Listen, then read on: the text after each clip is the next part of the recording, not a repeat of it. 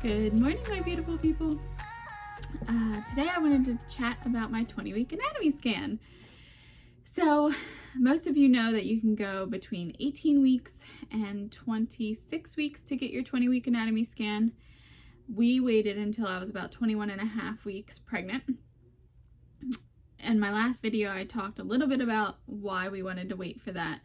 And this time we actually knew the gender of the baby already, so we didn't have to have that urge to get it done super early so we could find the gender of the baby out.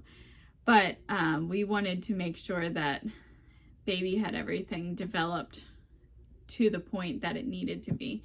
And the ultrasound tech was very, very, very thankful. She's like, I wish everyone would wait until they were 21 weeks pregnant. And I was like, really? And she's like, you can see so much more and everything's developed the way that it should be. And it was just amazing. Like, this scan compared to any of the other ones with Ava or Mila for their 20-week scan, which we did at 18 weeks for each of them, was so, I guess, less nerve-wracking, with holding off a little bit. I think because I had seen the baby at 8 weeks, and then we went for 16 weeks to find the gender. And then when I looked back on the video at 16 weeks, I noticed that I couldn't really see the gender very well. So I had them do it again at 18 weeks. Now those ones were just with Womb with a View, so they were just kind of like fun ultrasounds, if you want to say. And can I just tell you, my ultrasound tech at the hospital was not happy with me for, not at my doctor's office. I have to go to a different place to get the ultrasounds done. But she was like, don't tell me that you went to Womb with a View. And I was like, why? And she's like, I go to years and years of schooling and they just get to do the fun part and tell you, you know, what the gender of the baby is. And I was like, I mean, sorry, but that's the path you went to go in, and this is the path they went to go in. And I knew that with Womb with a View that it might not be 100% correct anyway. So I was hoping that she would verify the gender as well, and she did, but she was just not very happy with me the whole time. So that was a little uncomfortable, being with a ultrasound tech that just wasn't super nice and friendly. And I'm like a very friendly, like to chit chat and make you feel comfortable, make me feel comfortable about everything type of person, especially if you're going to be sitting there for an hour. That 20-week anatomy scan is an hour, and I saw the baby's head for 2 seconds of that scan. I'm telling you, she was not very pleasant. But that's okay. It is what it is. I got to see the baby and make sure that she was healthy. And I have an anterior placenta, but it is not covering my cervix. Thankfully, it is moving up. And I was able to see that on the screen.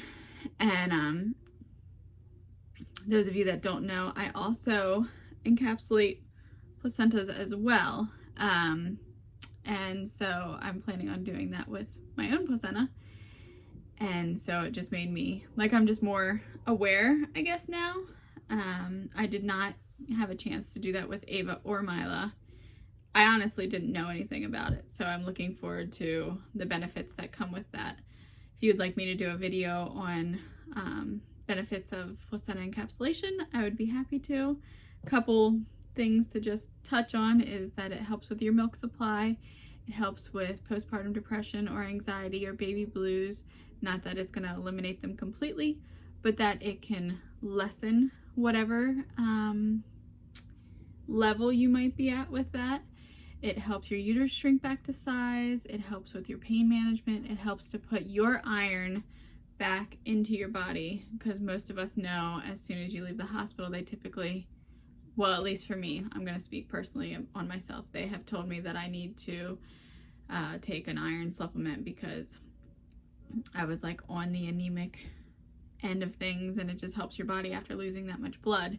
So now you're actually putting your own body's blood, not a man-made iron, back into your body. So you're able to absorb it a little bit better. And there are so many more things, but those are a couple things that I'm going to touch base on. So I'm really looking forward to doing that. We'll see how it goes with having a newborn baby and encapsulating my own, but it'll work out. It'll work out. My mom said that she'd be willing to help me too if I need to have any help, but I should be able to do it fine. It doesn't take all that long to prep it. It's just the dehydrating part that takes longer.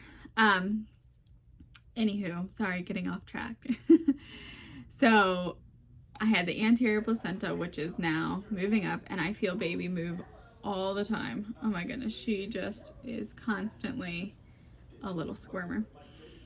And now it's gotten to the point where I can, like feel the elbow or the hand or like the fist moving across my belly, and you can see it also. So that's very exciting. Today I am 24 weeks and 1 day. So I'm jumping ahead a little bit on this video, but I wanted to make sure that I could fully touch base on everything that went through and after we had spoken to the doctor and everything too. So she measured everything in that ultrasound. They do the kidneys and the amniotic fluid and the size of babies' bones in their legs and their arms and their spine and the head circumference, and they try to make sure to get pictures of the umbilical cord as well with the blood flowing. It's just very detailed to make sure that there's not as many issues going on, or whatever issues might be happening with the baby, to see if it's going to work itself out or if it's something that needs more medical attention while you're pregnant. So that whole week, I got that done on a Monday, and I had my doctor's appointment on a Friday. I had been very nervous all week because with Ava, they found 3 black spots in her brain, which turned out to be nothing. It was just liquid that hadn't dispersed yet from her brain growing a little bit more. And that was very scary because then we had to wait 2 to 4 weeks, I believe, to get another ultrasound to see if it was nothing or if it was something very serious. And then with Mila, her head, now it wouldn't have mattered if I went at 18 weeks or 21 weeks or whenever, but her head was measuring very, very small compared to the size of her body, but it did the entire time of my pregnancy, and so we were unsure what that was going to mean for her. Thankfully, she came completely healthy and did not have any issues whatsoever, and her head was totally normal size. So I know with ultrasounds, it goes off of sound waves.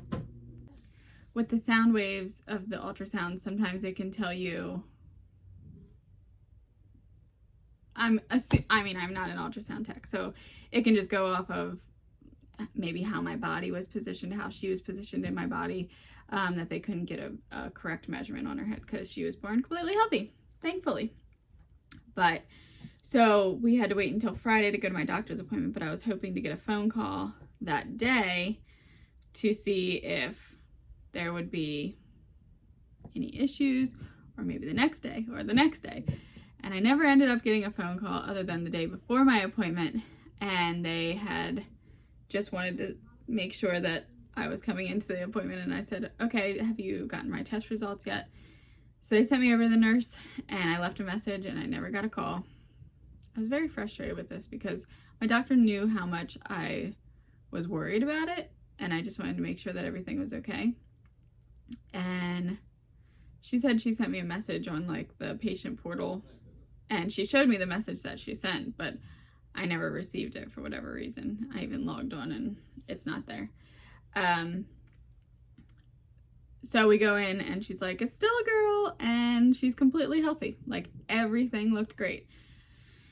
So I'm very, very, very thankful and blessed and just overwhelmed with having such a smooth pregnancy. Like this is just unbelievable. It really is. I never, with Ava and Mila, I had more complications or more worries, and this time with my husband having his vasectomy reversed and we're older, we're in our 30s now, we just feel more prepared, and like we really, really prayed for this baby. If you've followed my journey at all, you know it took us 9 months to conceive after his reversal, plus me getting off of the Depo shot and even getting my cycle back. It was just, I wasn't sure if it was actually going to happen for us. And now that it did, everything is just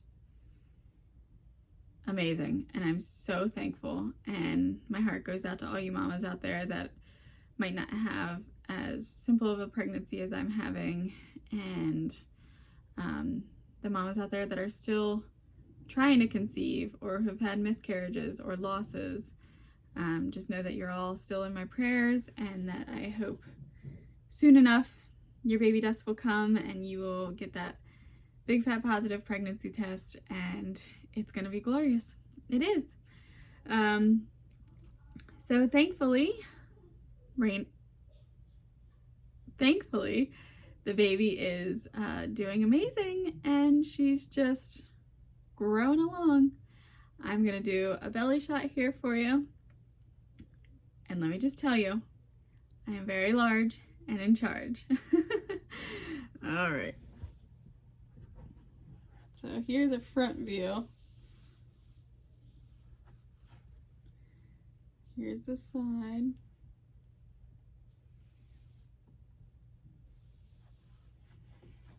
And then the other side. And I'm currently 24 weeks and 1 day.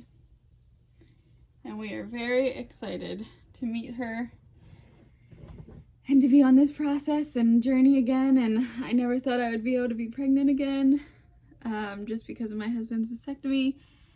And now we're expecting, and it's just unbelievable to feel her move and to know that this is life. She's coming soon. 16 more weeks. That is so crazy. That is so unbelievable. But if you haven't already, please subscribe. Please hit the like button if you like this video. Leave any comments down below. I'd be happy to answer any questions that you may have. Stay tuned for some more videos coming your way. And I hope you have an amazing, beautiful day. Thanks.